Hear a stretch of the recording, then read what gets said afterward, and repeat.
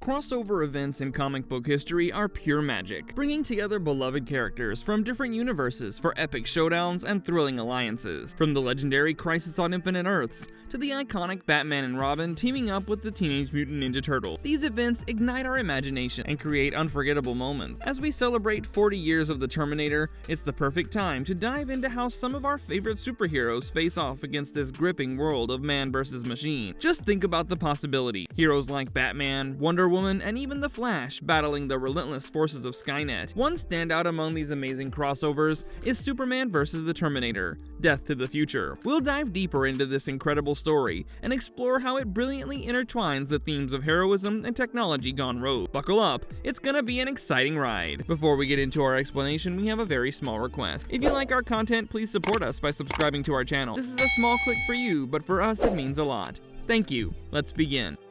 The Man of Steel goes against the Machine Monsters. Crossover events are something that brings fans of two different franchises together, and it becomes an iconic moment that sounds like fan fiction, but it's written by comic book legend. Alan Grant is a comic book legend whose storytelling prowess has brought us iconic tales, featuring characters like Silver Surfer, Lobo, Batman, and even Judge Dredd. With a knack for weaving dark themes into thrilling narratives, he's left an indelible mark on the comic book landscape. One of his standout crossover events is the epic Batman vs. Judge Dredd. Who could forget that this explosive storyline pits the Dark Knight against the no-nonsense lawman from Mega City 1? With Dredd's harsh brand of justice clashing with Batman's moral code, readers are treated to a thrilling exploration of justice and morality, all wrapped in high-octane action. But wait, Grant wasn't done yet. He followed up this success with another incredible 4-issue crossover event, Superman vs. the Terminator, Death to the Future in 2000. In this electrifying tale, the Man of Steel must battle the ruthless machines from the Terminator universe. It's a heart-pounding adventure that sees Superman racing against time to save humanity from a dire fate, all while confronting the chilling reality of technology gone rogue. Imagine a wild narrative where Superman faces off against Skynet, and the possibilities are endless. Picture him trapped in a mind-bending time loop, battling increasingly powerful Terminators, sent to rewrite his history. When he thinks he's got the upper hand, Skynet unveils a synthetic kryptonite that zaps his powers, raising the stakes. Then there's the ultimate moral dilemma. Join Skynet for a chance at power, or risk everything to save humanity from extinction. Now add in the fierce and determined Sarah Connor as his ally. Together, they could lead a ragtag human resistance against a dystopian metropolis overrun by cybernetic foes. Now, let's not count our eggs before they hatch and jump right into one of the wildest crossover events from Dark Horse Comics. The Chance Encounter. You must credit Steve Pugh for his iconic cover art for these comic books, considering they feature Superman in the dark world of humans versus machines. And no, as far as I know, he's not related to Florence Pugh. Anyway, the first issue brings us somewhere that most Terminator fans might get right away, as we see Sarah Connor and John Connor on the run at a fair of sorts. And that looks really fun. Even though the mother-son duo felt safe for a while, everything wasn't okay, considering a Terminator pops up right at the fair in one of those time displacement spheres. It targets the duo and goes into hunting mode, as Sarah tries to fight back with her gun, but it seems that all this is happening in a location that might be far from our old superhero friend. Now, remember that scene from the Avengers Endgame, when the guns in Thanos' ship were targeting the Avengers on Earth?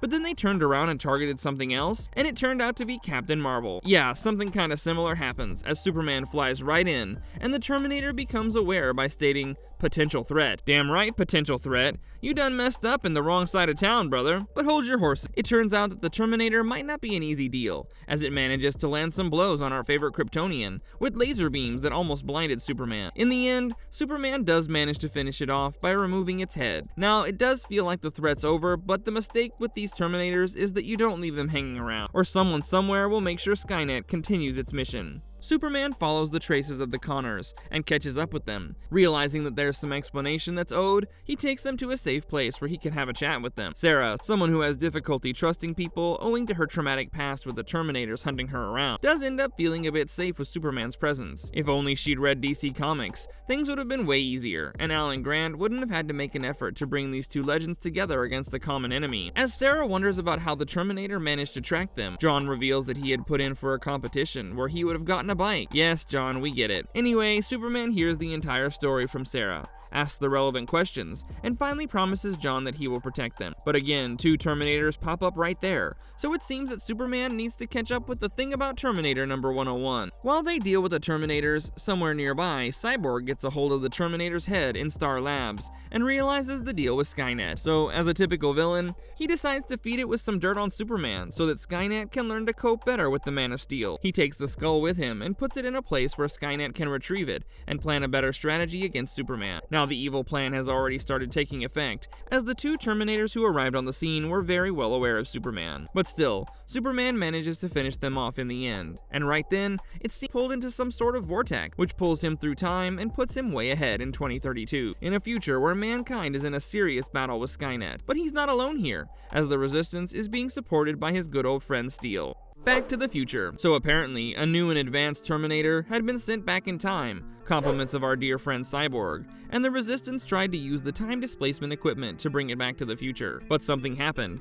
and they instead ended up bringing Superman to the future and reuniting him with his old pal Steel. Superman ends up meeting the older John Connor, and the 2 talk about the memory they shared about being saved from that Terminator once. Now Superman teams up with Steel to go around and end Skynet, and on the way, they discover what has become of the metropolis we had just seen a few minutes back. People have turned into savages because of the lack of food and resources, and all of this actually convinces Superman to take immediate action to destroy Skynet once and for all. Meanwhile, back in 2000, Lois Lane had a chat with Sarah and John, when suddenly another Terminator appeared in the disguise of a cop. Before they can protect themselves from its attack, Supergirl pops in and uses her telekinetic blast to destroy it. But somewhere else, a Terminatrix has been sent to make a deal with Cyborg to pursue their individual goals of killing Superman and John Connor. Supergirl asks Lois for an explanation and finds out that it's better to deal with the Terminators than to take time for some exposition, as more of them continue to pop up. Each of the Terminators comes with some interesting updates, indicating that Skynet has been working on them based on the input that Cyborg has provided. The war against the machines continues in the distant future, as Superman and Steel assist John Connor and his troops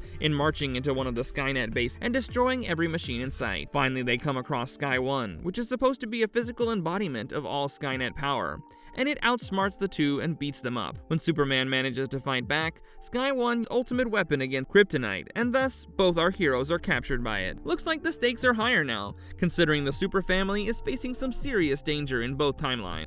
Securing the future. Sky 1 uses its technology to extract more data from the 2 and enhance the work for the Omega Point, the moment when the machines will rule everything and cleanse Earth of every bit of humanity. But while this machine continues its usual villain monologue, I know, even machines are into that villain trope, Steel has been planning something, and he has a secret move up his sleeve. When the machines turn away from them, Steel uses a voice control to call his hammer. Yeah, he literally uses Thor's hammer move to free himself from captivity. Now he frees Superman, and the 2 face Sky 1 once again. But this time around, when it uses the kryptonite, Steel stands in the way while Superman manages to destroy the Sky 1. Back in 2000, John was on the run from the Terminators, while Lois and Sarah were looking for him. Supergirl battled the Terminators, and a new one would pop up every time she destroyed one. But the Terminators are supposed to be a diversion, while Terminatrix and Cyborg team up to go on the lookout for John. And this time, they're using Terminatrix olfactory powers to track the kid down. Realizing that things are going beyond control, Supergirl goes to Lex for help, and managed to convince him to help out in killing these robots. But then, you never know Lex's plans, even though he does try to give off a convincing agreement to kill these machines. Superman uses a bomb that spreads an electromagnetic pulse that will be able to destroy every single Skynet base around the planet. Yeah, it's kinda like the Death Star plan, but Superman was definitely the only way to get through this mess, and he manages to go through with his plans, while John Connor's ground forces and Steel's efforts manage to destroy every single machine in sight. Finally, John Connor lets out an outcry, declaring that they've won. Their plan has succeeded. People all across the world come out of their hideouts and look at a new day when the machines have finally been destroyed. But it's not over yet. Superman's past, or the timeline he came from, still has a lot of Terminators, and he has to go back in time to stop things, so that somehow they don't manage to bring Skynet back again. While using the time displacement equipment that had been protected from the electromagnetic pulse, Superman makes the weird request of asking Steel to tag along with him. Yeah, don't you know that that could change the reality of things, Marty? Anyway, Superman is sent back in time to when Supergirl and Superboy are in a battle against them, and the duo of Terminatrix and Cyborg are about to get a hold of John Connor, changing everything that Superman worked for. Yeah, things are pretty desperate. Back in time, Superman returns to time to discover how Superboy and Supergirl are dealing with the diversion, so he ends up looking for John Connor instead. Just when the duo of Terminatrix and Cyborg are about to kill John, Superman rolls in and saves him right in time. Terminatrix pulls out an enhanced gun to attack him, but it turns out that Superman can just rip her arm off to stop her, and manages to put her down for a while. It almost feels like things are gonna be easy for him. Cyborg realizes that he can use their full potential by using his technology to combine with Terminatrix, and he ends up becoming a larger machine with the sole objective of killing Superman. Bored with the continuous horde of Terminators, Superboy and Supergirl await a means of killing these robots off, once and for all, and right then Lex Luthor arrives. He uses a gun to transmit the virus into their circuits, and destroys them. Before he can ask Supergirl for a price for them, she takes them from his hands, and then they attack every one of the machines. Finally, the duo ends up going to where Superman was struggling to put down Cyborg's weird fusion with the Terminatrix. Supergirl and Superboy aim their guns at him, and even though he thinks he's gonna make it through, the virus gets into his circuits, and he decides to get rid of the Terminatrix. With all the Terminators destroyed, the Super family celebrates their success. But the real task isn't over yet, so they decided to burn every piece of the Terminator circuitry and chuck it into the sun to prevent any of it from getting into the wrong hand, and once again triggering the events that would lead to the end of humanity. The Connors reunite, everything is happy, and the future seems safe. But wait, Lex Luthor just helped the superheroes and saved the world. Seriously, that doesn't make sense, does it? Yes, he had known about the Terminators for a long time, and he'd been researching them all this time, and making the virus weapon because he had prior research. Unlike the other humans, he intends to secure Skynet's future, but also control it himself. Yet, this is another cautionary tale of man's need to make the ultimate weapon. Marvelous verdict. Alan Grant's work on Superman vs. the Terminator is an absolute blast. He seamlessly blends the heroic vibes of the Man of Steel with the chilling sci-fi thrills of the Terminator universe, creating an adventure that keeps readers on the edge of their seat. The way he explores themes of heroism versus technology is just fantastic. Now imagine the excitement if Batman swooped in. With his sharp tactics and moral compass, it would be wild to see how he tackles Skynet's chaos. And let's throw Lex Luthor into the mix. What if he resurrected Skynet to assert his dominance? Talk about epic. The Justice League would have their hands full in an all-out battle against machines and one of their most cunning foes. Crossovers like this spark endless possibility, turning fan dreams into electrifying stories. Who knows? A sequel could take us on a thrilling ride that we can't wait to see. And if you liked our content, don't forget to leave a like and subscribe to us if you haven't already. Have a good one and be safe. Thanks, everyone.